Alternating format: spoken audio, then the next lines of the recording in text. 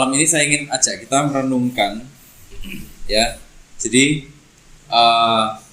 nanti di pertemuan selanjutnya saya share tentang mujizat di kitab Yohanes lagi. Tapi yang malam ini saya ingin share tentang ini 1 Tesalonika 5 ayat 16, Saudara. Oke. Ini ayatnya pendek sekali. Termasuk yang terpendek di Alkitab, ya. Kalau saya akan bacakan untuk kita semuanya. 1 Tesalonika 5 ayat 16. Bersukacitalah senantiasa. Ya. Pendek sekali ayatnya. Nah, Saudara, ini sebenarnya ayat ini akan menyambung dengan ayat ke-17 dan 18. Makanya nanti di pertemuan-pertemuan yang doa seperti ini, penyembahan, gitu ya, saya akan lanjutkan ini. Ini sebenarnya nasihat, bukan cuma nasihat, tapi ini sebenarnya satu perintah, satu perhatian dari Paulus. Ini perhatian yang sifatnya itu pastoral atau penggembalaan, Saudara, dari Paulus. Nah, kalau kita lihat dari ayat yang pertama sampai ayat yang ke-16 dan seterusnya ini, sebenarnya ini ceritanya itu tentang berjaga-jaga. Ini masa akhir zaman, ya kan? Kamu sudah tahu hari Tuhan itu datang seperti pencuri. Ini konteksnya dari awal itu adalah kepingin orang-orang di Tesalonika itu berjaga-jaga. Tapi apa hubungannya dengan bersukacitalah senantiasa? Nah, gini, Saudara. Kota Tesalonika itu sebenarnya kota yang maju. Sangat maju sekali kota ini. Ini kota yang dia ada di jalur utama perdagangan, jalur utama ini kota-kota militer, kota-kota yang secara kebudayaan dia juga maju. Dia kota yang ini banyak orang Yunani, banyak orang Romawi. Kita tahu orang-orang Yunani, orang-orang Romawi itu secara filsafat itu maju sekali. Ada orang-orang Yahudi juga di sana, orang-orang Yahudi yang terpencar atau yang terdiaspora di sana. Nah, tapi Saudara, kota ini penuh dengan penyembahan berhala, penuh dengan dewa-dewi Yunani, penyembahan dewa-dewi Mesir, ya. Terus ada lagi kultus atau penyembahan kepada kaisar Romawi. Nah, Saudara, orang Kristen itu dianggap di sana itu tidak loyal. Itulah kenapa mereka dipersekusi. Kenapa? Karena orang-orang Kristen nggak mau menyembah kaisar. Orang Kristen malah menyembah Yesus saja. Itulah kenapa mereka dianggap aneh, dianggap pengajarannya itu asing, ya. Mereka nggak disukai. Kalau mereka kerja, mereka orang pertama yang bisa dipecat, Saudara. Jadi persekusinya mereka ini sebenarnya komplit. Banyak di antara mereka itu yang hidup sebagai kelas pekerja. Itulah kenapa sebenarnya di Tesalonika orang-orang Kristen itu banyak yang hidup di dalam kemiskinan, dan kemiskinannya itu nyata. Tapi kenapa kok Paulus sampai ngomong bersukacitalah senantiasa? Kalau hari ini, Saudara, yang selalu didengungkan itu apa? Permasalahannya, kamu diberkati, maka nanti kamu akan bersukacita melihat betapa ajaibnya Tuhan, ya kan? Ya kayak gitu kan? Tapi waktu kita tahu ini, Saudara, orang-orang di sana itu hidup di dalam persekusi, hidup di dalam konflik sosial yang sebenarnya bisa mengancam mereka, ya, membuat orang-orang Kristen di sana itu sangat rentan sekali. Mereka hidup dalam kondisi yang miskin. Kenapa kok mereka bisa bertahan? Kenapa kok mereka bisa terus bersukacita? Jadi sifat katanya Paulus ini sebenarnya bukan nasihat. Di sini memang tertulis dalam perikop-perikopnya nasihat-nasihat. Dalam perikopnya memang tertulis seperti itu. Tapi sebenarnya kalau kita memperhatikan nada dari bicaranya, ini satu perintah. 16, 17, 18 itu satu perintah. Itu satu perintah pastoral, satu perintah penggembalaan. Ya, kamu harus lakukan seperti ini. Nah, sementara komunitas Yahudi sendiri di sana itu juga memusuhi Paulus, Saudara. Nah, repot kan? Memusuhi Paulus, terus iman Kristen itu dianggap iman yang asing oleh kepercayaan-kepercayaan di sana. Udahlah, pokoknya jadi orang Kristen di sana itu penderitaannya komplit, saudara. Kalau kita hari ini penderitaannya apa? Orang-orang Kristen hari ini, ayo. Penderitaannya apa? Pergumulan ekonomi. Iya kan? Kalau datang ke gereja, yang dicari apa, ayo? Iya, berkat. Iya. Kesembuhan. Mujizat. Selalu itu kan yang dicari. Ya kan? Cari pemulihan. Cari terobosan. Nah, itu. Saudara, saya akan langsung masuk ke sini. Bersukacita. Bersukacita itu kairete. Ya, bahasa Yunaninya. Kairete. Dia bersukacita. Dia bergembira. Bersukacita, bergembira. Nah, tapi saudara, ini bersukacitanya ini bukan satu kata yang cuman sekedar dia sukacita, satu kata sifat, bukan. Tapi satu kata yang dipakai oleh Paulus adalah ini satu kata kerja, saudara. Satu kata kerja. Ini satu tindakan yang aktif. Bersukacitanya itu aktif. Jadi bersukacitanya itu bukan cuma diam-diam di dalam hati disimpan gitu, enggak. Tapi sukacitanya itu kelihatan, aktif, ditunjukkan di dalam perbuatan. Itulah kenapa Paulus ini menunjukkan sifat katanya itu adalah perintah. Jadi bersukacitalah senantiasa. Jadi Paulus lagi ngomong gini, sukacitamu itu, tindakan sukacitamu itu harus berlangsung terus-menerus tanpa henti. Harus aktif. Aktif artinya apa? Sampai bisa dilihat sama orang banyak. Sampai semua orang bisa melihat bahwa kamu tuh bersukacita. Lah, ini bagaimana hidup di dalam kemiskinan? Saya bukan mau ngomong kita semua harus hidup miskin, enggak loh saudara ya. Tapi artinya apa? Setiap masa tuh punya problematikanya sendiri. Iya kan? Setiap masa tuh punya problematikanya. Nah, Paulus lagi ngomong seperti itu. Tunjukkan sama semua orang bahwa kamu bersukacita. Ini satu perintah. Supaya sukacita itu bukan cuma jadi jargon, tapi itu jadi satu kebiasaan. Itu jadi satu karakter. Nah, yang unik lagi saudara. Nah, ini yang unik. Sukacitanya ini itu bukan ditujukan kepada individu, tapi ditujukan kepada satu komunitas. Satu komunitas ini, ya, katanya Paulus, komunitas di Tesalonika ini semuanya kan tersiksa, semuanya kan dipersekusi, semuanya kan hidup dalam kesulitan, semuanya hidup dalam kesengsaraan. Tapi seluruh komunitas ini itu harus sama-sama hidup di dalam sukacita. Jadi permasalahan sukacita itu bukan permasalahan satu orang, tapi bagaimana semua orang di dalam satu komunitas itu bisa bertumbuh, bisa hidup di dalam sukacita yang sama. Sementara kita terlalu banyak kita diarahkan bahwa kalau kita dijawab doanya kita akan bersukacita, ya kan? Tapi ini enggak seperti itu, saudara. Bagaimana semua orang di dalam satu komunitas, semua orang, enggak terkecuali, pada akhirnya bisa merasakan satu sukacita yang sama, bisa memiliki satu pemahaman tentang sukacita yang sama. Bagaimana caranya? Nah, itu loh yang jadi sorotannya Paulus, saudara. Yang itu berbeda jauh dari apa yang kita pahami hari-hari ini.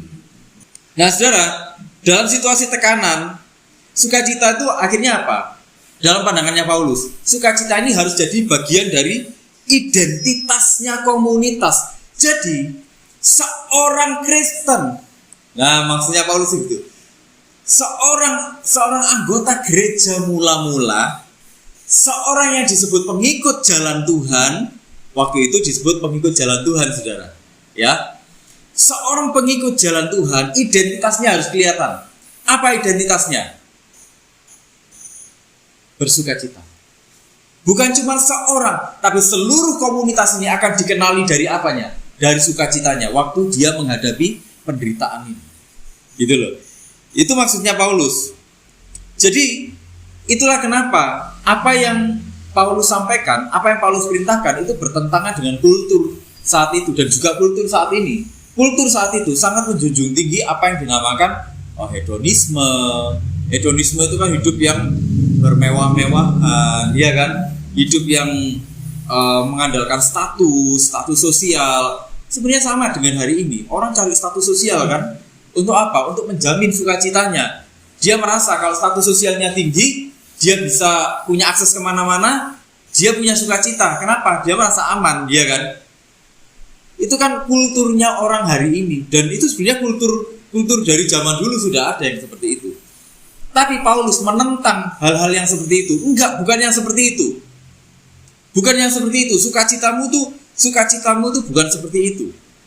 Itu loh. Jadi Paulus ini sedang mengajak satu jemaat ini untuk bersama-sama mengelola emosinya satu kelompok ini. Emosinya satu kelompok ini kan semua, saudara. Kalau kita misalnya kumpul semua kayak gini ya. Semua ada dalam kondisi bermasalah ini misalnya. Ada dalam pergumulan yang sama misalnya. Kita bergumul dalam hal ekonomi misalnya, semuanya ini kumpul ini bergumul dalam hal ekonomi semuanya. Saudara, kira-kira ceritanya apa, saudara?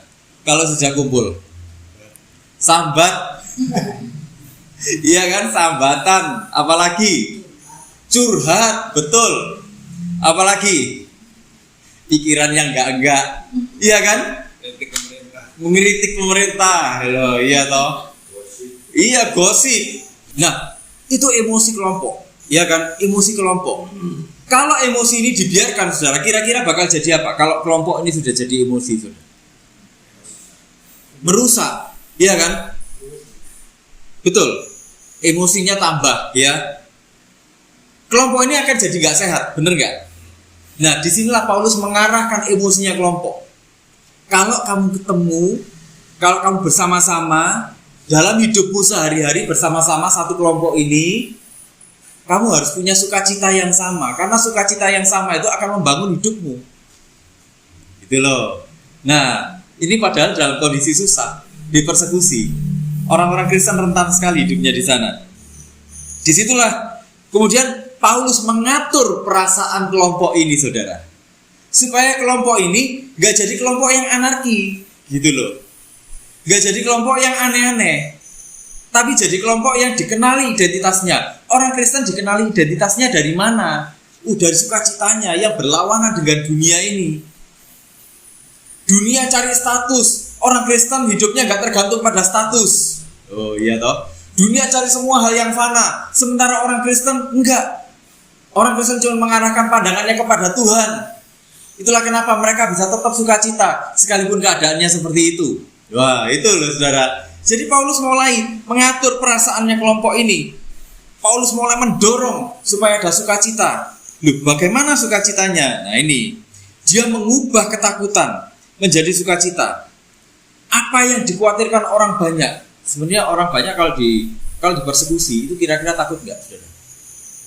Takut ya. Misalnya satu kelompok ini kita mengalami kesulitan yang sama semua.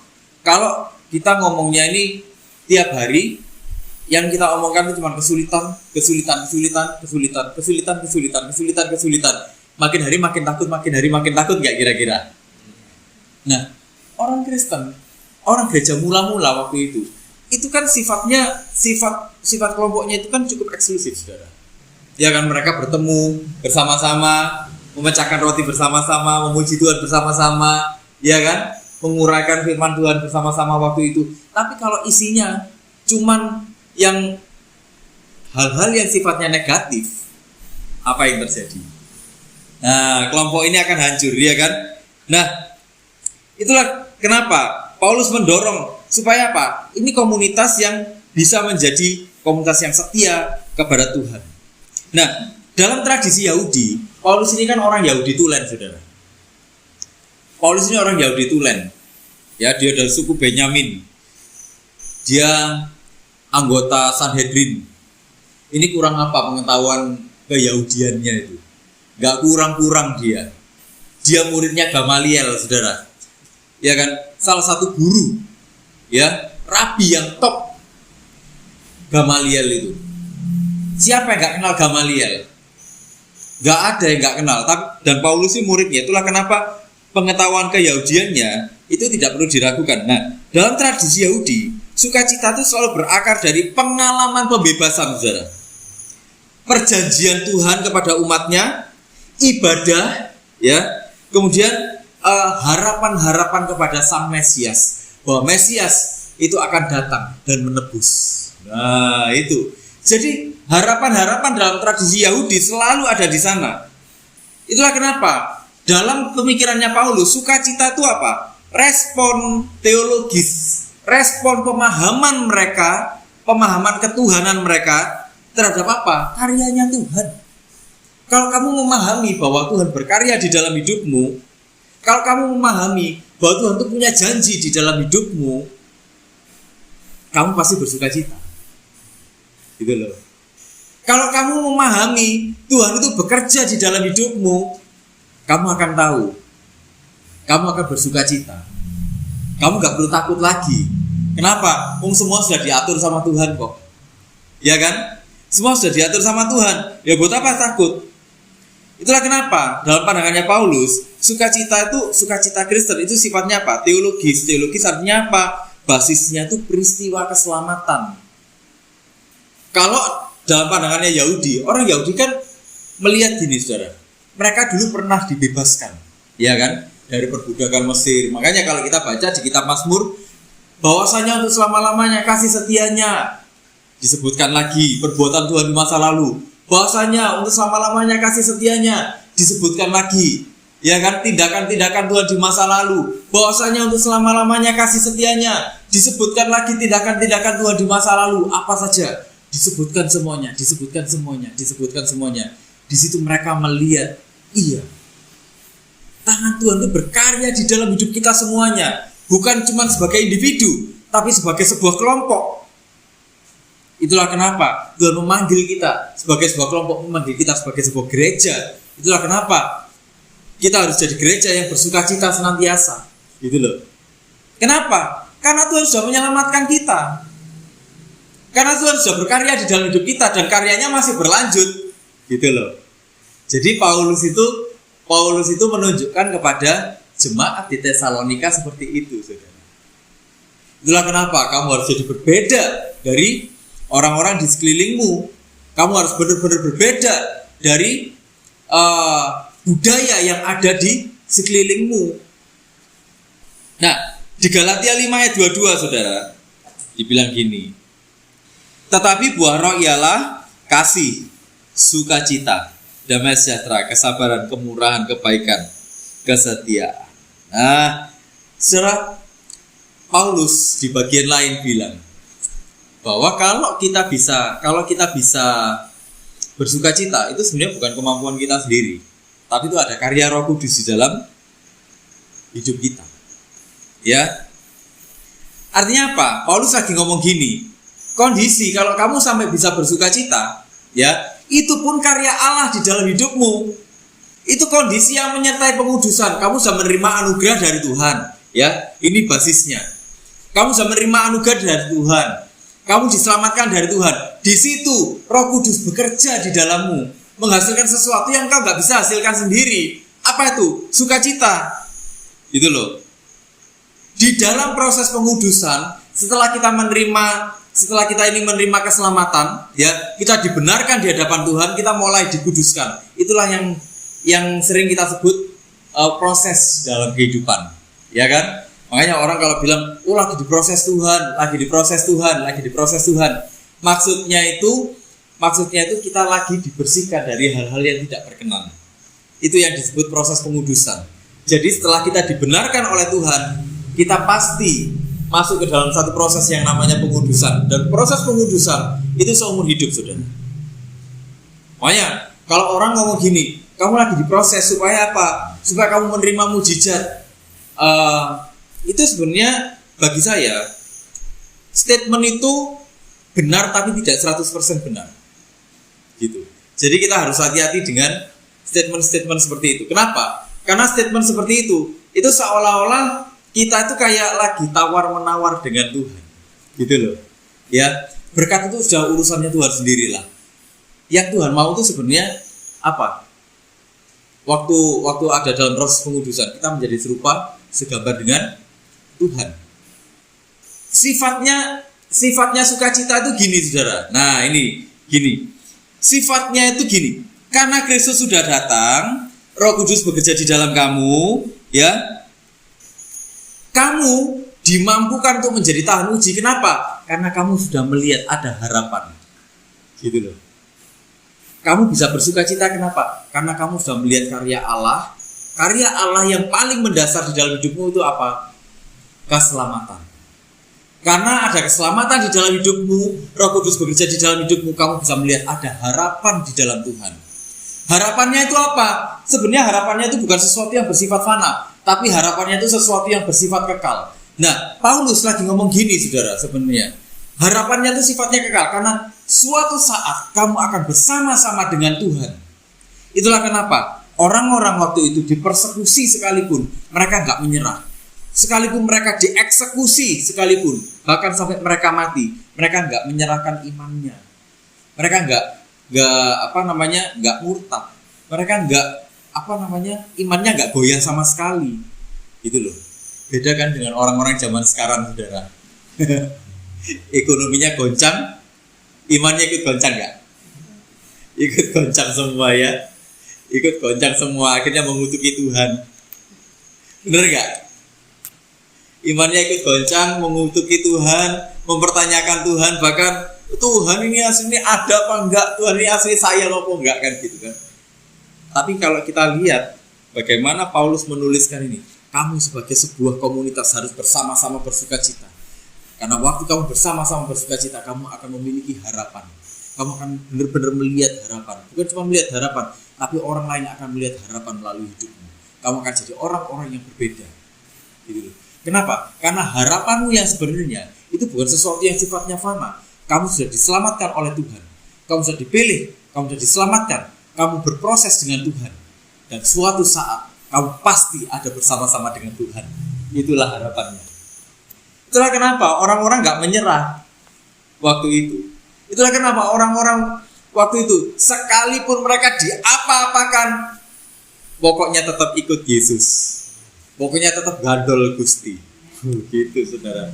Ya, nah, kita harus harus hati-hati waktu kita memahami soal sukacita ini. Itulah kenapa sebenarnya, saudara, sukacita dalam satu kelompok ini adalah sesuatu yang penting. Kita bisa saja dalam satu kelompok itu mengalami banyak pergumulan, dan pasti dalam satu kelompok itu semua mengalami pergumulan. Gak ada satupun yang gak mengalami pergumulan, ya. Tapi waktu kita semua memiliki pemahaman yang sama tentang apa? Tentang kita sudah diselamatkan oleh Tuhan. Anugerah Tuhan ada di dalam hidup kita. Roh Kudus bekerja di dalam hidup kita. Allah sendiri sudah memilih hidup kita. Kita akan punya harapan untuk melewati hidup. Disitulah kita akan jadi orang-orang yang berbeda. Orang-orang yang nggak tergantung dengan apa yang fana. Sukacitanya konstan. Sukacitanya ini bisa terus-menerus ada. Gak tergantung pada keadaan. Kenapa? Karena sukacita Kristen. Sukacita Kristen itu selalu mengarahkan semuanya kembali kepada Tuhan. Selalu mengarahkan semuanya untuk melihat Tuhan lagi. Bukan melihat apa yang fana. Gitu loh. Sukacita itu membuat gini. Membuat kita tuh memahami bahwa Allah itu berdaulat atas segala sesuatu. Berdaulat atas setiap masa. Inilah ekspresi dari pengharapan yang kekal. Dan pengharapan yang kekal inilah yang dialami oleh orang-orang di Tesalonika waktu itu, saudara. Nah, sukacita itu juga bukan sekedar perasaan. Perasaan bisa cepat berubah, ya kan, naik turun. Tapi gini, sukacita itu memberi pengaruh kepada setiap keputusan hidup kita, saudara. Nah, bagaimana sikap kita menghadapi penganiayaan, bagaimana sikap kita menghadapi kesusahan, bagaimana sikap kita waktu menghadapi kehilangan demi kehilangan, bagaimana kita mempraktekkan kesabaran, bagaimana kita menghadapi hal-hal yang menyusahkan hidup kita. Jadi sukacita itu karena dia bukan perasaan, bukan sekedar perasaan, dia lebih daripada perasaan. Dia adalah satu pemahaman, dia adalah satu pengharapan. Jadi sukacita tuh, makanya orang kalau ngomong, Oh, bersukacita karena apa? Oh, karena ini kita senang karena doa kita dijawab. Apakah sukacita yang seperti itu? Gak sepenuhnya benar. Karena dalam konteksnya Paulus, sukacita itu merujuk kepada satu pengharapan yang kekal. Itulah kenapa, saudara. Karena karena sukacita itu satu pengharapan, kita bisa melihat segala sesuatunya itu dari sudut pandang yang benar. Sudut pandangnya apa? Sudut pandang Tuhan lagi, pengharapan kepada Tuhan lagi, pengharapan kepada Tuhan lagi. Kalau kita ngadepi kesusahan, kita ngelihat lagi sama Tuhan, pengharapan kita kepada Tuhan bagaimana? Ya kan? Semuanya Tuhan lagi, dan Tuhan lagi. Jadi Paulus itu lagi menunjukkan gitu. Sudah, semua harus kembali kepada Tuhan. Bahkan penderitaan pun diizinkan oleh Tuhan. Semua pasti ada maksudnya. Tapi aku gak kuat lagi. Tapi di bagian lain Paulus bilang gini, semua pencobaan yang kau alami, nah itu tidak melebihi kekuatanmu. Berarti apa? Kalau kita masih hidup sampai hari ini, kalau kita masih sampai hari ini tuh masih kuat, ya berarti kamu memang kuat. Dan bukan kamu yang memberi kekuatan, bukan kamu yang menguatkan dirimu sendiri, tapi Roh Kudus itu bekerja di dalammu, memberikan kamu kekuatan, gitu loh. Nah, itulah kenapa kamu harus saling menguatkan. Nah, jadi ceritanya itu seperti itu, saudara. Jadi ini harus jadi satu komunitas yang kuat. Kalau katanya Paulus ini, semuanya harus saling menguatkan. Kenapa? Karena sudahlah, di dalam satu komunitas semuanya itu pasti ada yang kuat, nanti pasti ada yang down, ya kan? Bener gak? Nanti ada yang kuat, ada yang down, ada yang kuat, ada yang down. Disitulah komunitas itu saling menggandeng satu sama lain. Disitulah dalam satu komunitas itu saling mendukung satu sama lain. Ayo kamu bisa, ayo kamu pasti bisa kuat, ayo kamu pasti bisa kuat, ayo kamu pasti bisa melalui semua ini. Ayo Tuhan berikan kepada kita pengharapan. Ayo Tuhan ada bersama-sama dengan kita. Ayo semuanya diizinkan oleh Tuhan. Nah gitu loh saudara, akhirnya kuat lagi, ya kan? Nah, komunitas yang sehat, saya ingin menutup dengan ini. Komunitas yang sehat itu selalu memiliki sukacita yang sehat. Sukacita yang sehatnya itu yang bagaimana, saudara? Semuanya kembali kepada Tuhan. Ingatlah bahwa kita sudah ditebus. Awalnya kita sudah dipilih, kita ditebus, kita mengalami anugerah Tuhan, kita mengalami pengudusan, Roh Kudus bekerja di dalam hidup kita, Roh Kudus memproses kehidupan kita menghasilkan buah-buah. Gitu loh. Jadi kalau kita sampai hari ini masih kuat, sebenarnya itu bukan usaha kita sendiri, tapi ada Roh Kudus yang sedang bekerja di dalam hidup kita.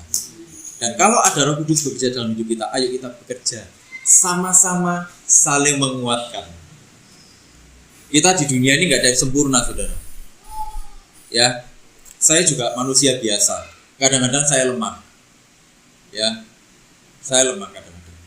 Tapi kadang-kadang dengan sharingnya saudara gitu ya, hati saya dikuatkan lagi. Gitu loh. Kadang-kadang kita ngobrol-ngobrol gitu aja ya, hati saya kuat lagi, gitu loh saudara. Nah itulah fungsinya kita dalam satu komunitas, saling. Itulah kenapa Paulus bilang bersukacitalah senantiasa. Jadi Paulus lagi ngomong gini, hei kamu komunitas yang ada di Tesalonika, kamu harus sama-sama bersukacita, terus bersukacita, senantiasa, gak berhenti-berhenti, karena pengharapan itu sungguh ada. Pengharapannya adalah Tuhan itu sendiri. Ya saudara ya. Jadi yuk kita sama-sama bergandengan tangan, yuk kita sama-sama saling mendoakan, yuk kita sama-sama saling mendukung saudara. Supaya apa? Supaya kita kuat menjalani kehidupan ini. Supaya kita jadi orang-orang yang berbeda dari orang-orang yang lain. Kita gak tergantung pada apa yang fana.